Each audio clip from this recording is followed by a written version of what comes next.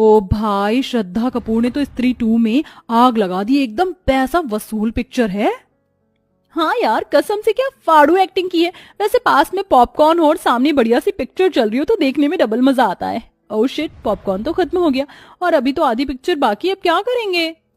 Just chill babes, popcorn ही तो खत्म हुए हैं, बट हमारी काली सौतेली बहन किस दिन काम आएगी? तभी पुराना सा सलवार कमीज पहने सिंपल सी चोटी में कमरे में किंजल आकर पूछती है, मोना रीटा, तुम दोनों बता दो डिनर में क्या खाओगे? देखो मोना, हमारी प्यारी काली बहन की उम्र कितनी लंबी है, नाम लेते ही हाजिर हो गई। किंजल, जाओ और जाके हमारे लिए पॉपकॉर्न ले आओ। पर रीटा, एक तो पहले ही डिनर के लिए इतनी देर हो चुकी है, रात के 11 बज रहे हैं। अगर इस टाइम तुम दोनों पॉपकॉर्न खाओगी तो फिर रात का डिनर किस टाइम में करोगी? ये सुनते ही दोनों गोरी सौतेली बहनें गुस्से में लाल पीली हो जाती हैं। अबे ओ फटे दूध की फफूंदी सी शक्ल वाली बहन जी, तेरा काम सिर्फ हमारा ऑर्डर मानना है, ऑर्डर देना नहीं, समझी? अब जा जल्दी और पॉपकॉर्न ला। और रही बात डिनर करने की, तो वो हम अपने टाइम पर ही करेंगे, रात के 1 बजे। अब दफा हो यहाँ से, काली गुलाब जामुन।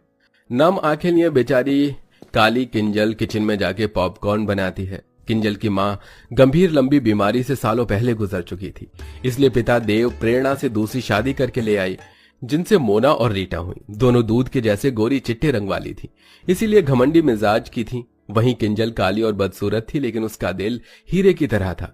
मगर हर दिन ही उसे अपनी सौतेली माँ और बहनों के ताने सुनने पड़ते थे। मोना रीटा, ये लो तुम्हारे पॉपकॉर्न, अब बता दो डिनर में क्या खाओगी? ऐसे करो, आज हमारे लिए कैप्सिकम की सब्जी, जीरा राइस, शाही पनीर, कढ़ाई पनीर बनाना। ये तो रहा मेरा। मैं डिनर में वेज पुलाव खाऊंगी चिली चटनी के साथ। हमारी ये पिक्चर खत्म होने से पहले हमारा डिनर हमें परोसा हुआ मिल जाना चाहिए, शार्प 1 बजे। ठीक है, मिल जाएगा। किंजल जल्दी से रसोई में आकर डिनर बनाना शुरू करती है, तो वहीं दोनों सौतेली गोरी बहनें मस्ती मारकर पिक्चर देख रही थीं। ऐसा करती हूँ, कढ़ाई पनीर और शाही पनीर बनाने के लिए एक ही साथ पनीर फ्राई कर लेती हूँ और बाकी सब्जियों का काटा पीटी भी कर लेती हूँ, इससे थोड़ा टाइम बचेगा। देखते देखते सब्जी बनाने में रात के 12 बज जाते हैं, तो डरे लफ्जों में किंजल बोलती है, मेरे पास केवल 1 घंटा रह गया। अगर 1 घंटे में मैंने दोनों को डिनर नहीं करवाया तो वो कल की तरह ही करेंगी। नहीं, जल्दी कर किंजल।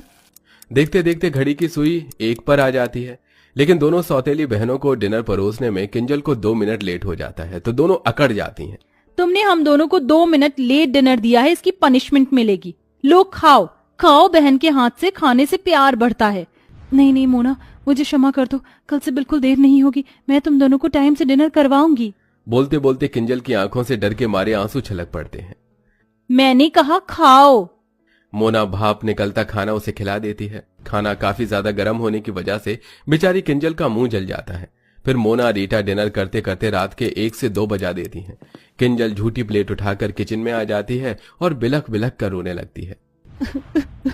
हे भगवान, तूने मुझे कैसी जिंदगी दे दी है, अपने घर में मैं नौकरानी हूँ। रोते रोते वो किचन में ही चटाई डालकर सो जाती है। तभी सुबह के 5 बजते माँ प्रेरणा किचन में धमक पड़ती है और लात मारकर जगाती है। अरे ओ काली कलूटन, चलो जल्दी से। लेकिन जब किंजल नहीं जागती तो मोना रीटा भरी बाल्टी का पानी डाल देती हैं, जिससे वो घबरा कर उठ जाती है। हे भगवान जी, ये मुझ पर पानी किसने डाला? ये शुभ काम हमने किया है। मोना रीटा, ये क्या बदसलूकी है, किसी सोते हुए इंसान के साथ इस तरह से पेश आना, जबकि तुम दोनों ने देखा था कि रात को मैंने तुम दोनों को 1 बजे डिनर करवाया था। उसके बाद सोते सोते मुझे 2-3 बज गए थे। ये सुनते ही प्रेरणा अपनी गोरी सुंदर बेटियों की साइड लेते हुए बोलती है, अरे ओ कोयला खादान, मैं देख रही हूँ कि तेरी ये कैची जैसी काली जुबान कुछ ज्यादा ही चलने लगी है। उठ और नाश्ता बना, समझ गई? जी माँ।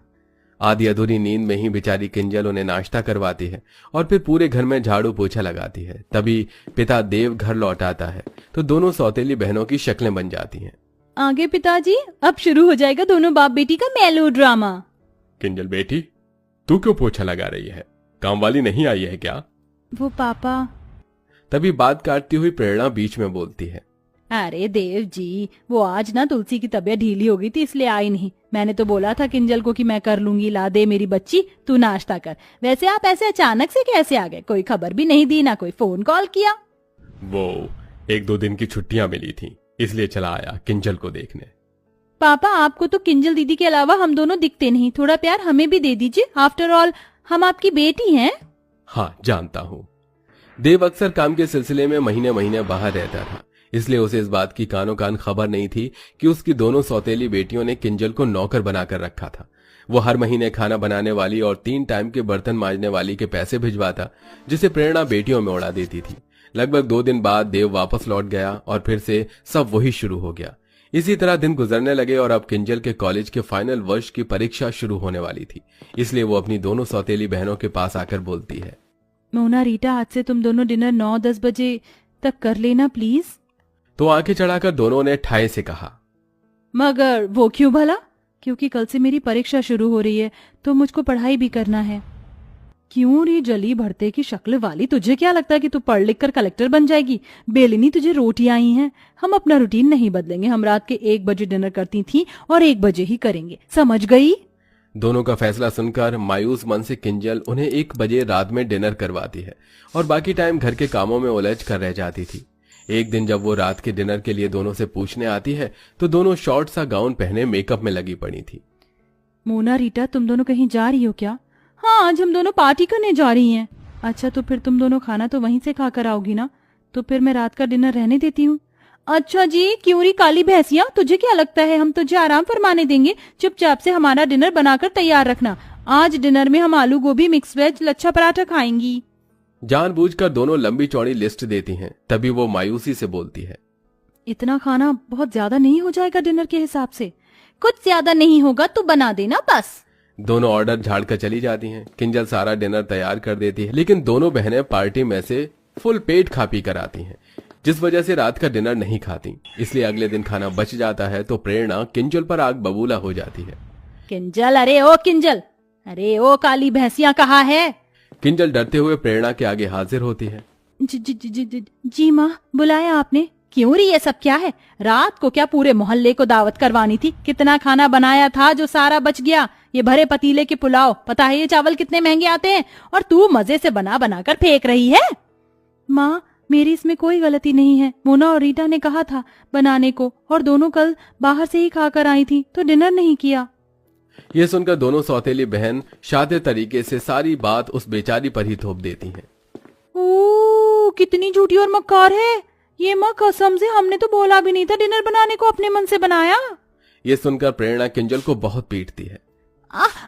माँ, मत मारो ना माँ। बहुत चर्बी बढ़ गई है तुझको शाही पकवान खाकर। आज से तेरा खाना बंद, अब केवल तुझको सूखी रोटी मिलेगी बस। इस तरह गलती न होने के बाद भी अब किंजल सारा दिन किसी कोल्हू के बैल की तरह काम करती और दोनों सौतेली बहनों को उनके मन मुताबिक रात के 1 बजे डिनर करवाती, जिससे उसका शरीर बहुत ही कमजोर पड़ जाता है। अरे ओ बहन जी, ये कैसी काली दाल बनाई है तूने, अपनी सूरत के जैसी। अब कौन खाएगा इसको? सब्जी भी एकदम बीमारों वाली बनाई है। रुक जा तू। गुस्से में मोना उसके बाल पकड़ लेती है, जिससे वो चक्कर खाकर बेहोश हो जाती है। उसी टाइम आधी रात को पिता देव घर लौट आता है और बेटी की बिगड़ी हालत देखकर आपा खो देता है। किंजल बिटिया उठना, आखिर तुम दोनों ने क्या किया है इसके साथ? देव डॉक्टर को बुलाता है। जहां एक तरफ डॉक्टर उसकी जांच पड़ताल करते हैं तो वहीं दोनों सौतेली बहनों की आंत सूखी जा रही थी। देखिए, इनके शरीर में बहुत सारे पोषक तत्वों की कमी है। इन्होंने काफी दिन से सही ढंग से खाया पिया नहीं है और इन्हें नींद की भी शिकायत है। इनको भरपूर नींद और अच्छे खान पान की जरूरत है। तभी किंजल को होश आ जाता है। दोनों बहनों को पसीने छूटने लगते हैं। अब तो ये पिताजी के आगे सब बोल देगी, हमारी वाट लगा देगी कि हम इससे रात के 1 बजे डिनर बनवाते हैं।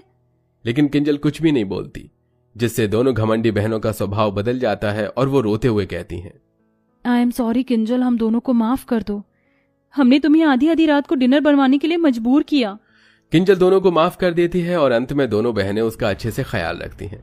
साथ ही उनकी बुरी लत जो रात के 1 बजे डिनर करने की थी वो भी खत्म हो जाती है। तो देखा दर्शकों,